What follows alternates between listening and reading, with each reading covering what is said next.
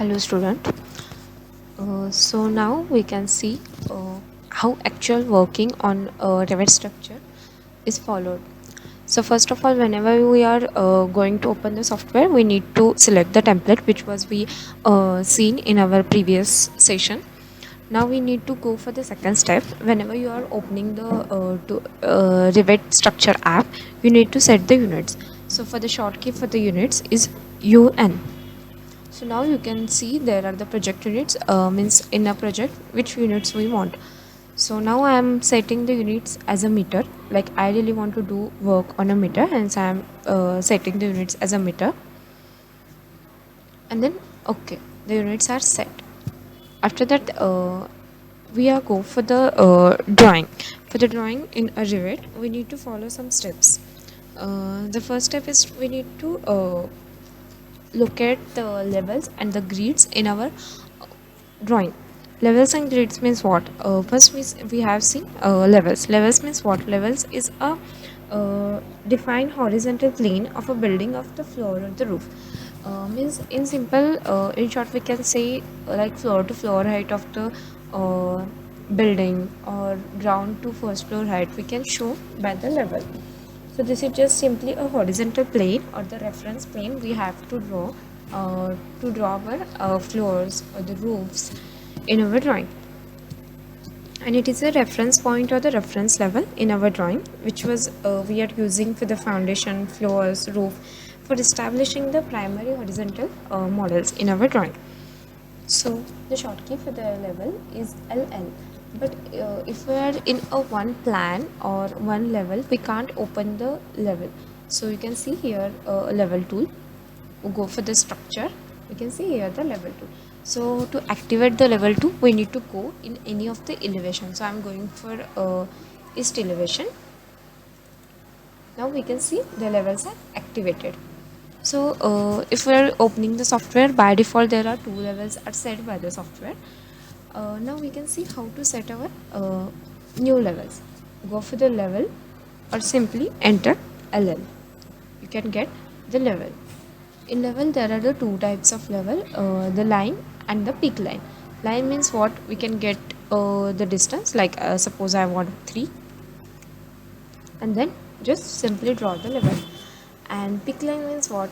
Select the peak line, select the offset. Suppose we have the floor to floor height as a 3 meter or a 3.2 meter. So now I am selecting 3.2.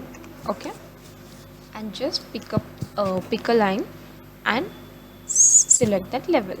You can get that level. Okay, so this kind of we can set the level by a peak line or by the line, where just simply drag or where you want. Suppose I want for the 4.5, just drag that point here. So how we can set the level? So levels are set.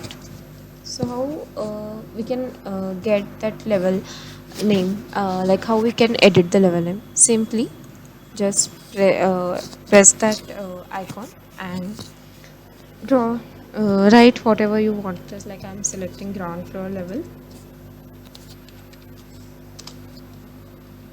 Yes, after level 2 I'm giving first floor level.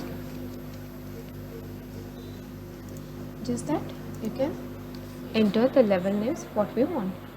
Or if I want to change the distance, just simply select that and enter the distance what we want. Just like we can change the distances. Now there is one point from where we can change, or here we can change. Now I'm selecting 2. Then see, the level is changed. Like from here we can change the elevation, or from here we can change the elevation. Okay, here story about saying like by default now set, or what you want you can select it. This is the instance property. Here you can change the level head. Level head means what? This is called as a level head. This is by default set, or if you want to take new, you can go to the family and draw one level head which you want. So this is how we can set the level. If we want to want that bubble head as that point, just select the checkbox. You can get that dimensions, that name and that level head here also. Just simply select it. If I'm going to drag this, the levels distances changes. So for this, what we can do, go to the dimension symbol, select that level and lock it. Now I can't able to change the distance by dragging it. I'm also lock it. Now see, now I'm changing this.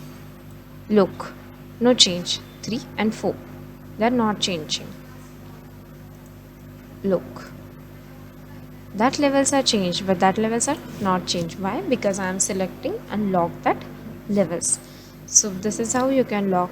Just go to the dimension symbols, select the dimension line and lock it. Now it is locked. Okay, so this is how you can lock the levels. Or if you want to bubble head that side, you can just select the checkbox or go to here, and here you can select it and take that sorry, it is in a dimension side, so it not.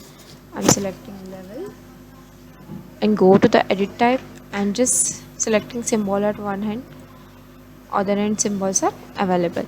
Just I said that this is the instance properties, this is a type property. We can select here, it will be changes to the whole through drawing. This is how we can draw the levels. Now we can see what is the grid. Grid means what? Grids are the vertical and the horizontal lines that we want to establish a structural layout just to locate a column, beam, walls within our structural areas. So beam is a simply a layout for the building or for the structure. So for drawing the grids, we need to go in one level. I'm just going for the ground floor. Here we can see there is a grid. Just simply enter GR. Okay. After pressing GR, you can get that grid. Now you can add the grids like that, or if you want a curvy grid, you can add this from here, like suppose just like that. I want a curvy grid. If your structure is in a curve nature, you can add like that, or go to the picker line. Just now we are see that how for the level we have put the offset, just like I'm putting a offset of 10 meters, suppose. You can get that grid just like that. Just like a level, you can get the same checkbox or the level head at that end. Just I'm selecting the checkbox that I get that help. If you're dragging this one, it would be drag. Okay, so just like that. Like suppose I'm dragging this one, this is automatically dragged. Why? Because I'm putting the offset. Just unlock it and drag. The only and only one grid is drag. Just like a level, we can lock this or change the distance by this one. Now I'm locking the distance just like that. We can change the distances between them. We can add it or delete it. So this is how we can draw the grids for the plans, column, beam, footing layout.